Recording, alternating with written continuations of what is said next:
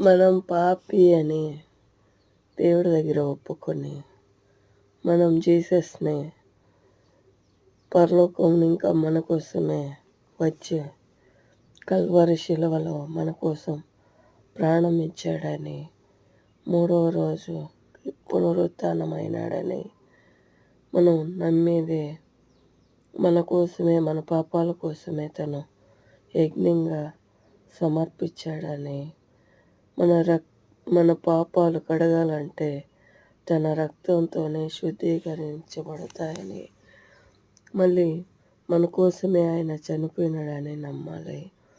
మన పాపాలు దేవుడికి మనకి మధ్య పాపమే అడ్డం కాబట్టి మనం ఆ పాపంని ఇంకా నివారణ పొందుతాం.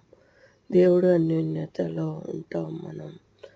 అదే దేవుడికి మనకి అడ్డమైన విషయం ఎత్తివేశాడు దేవుడు.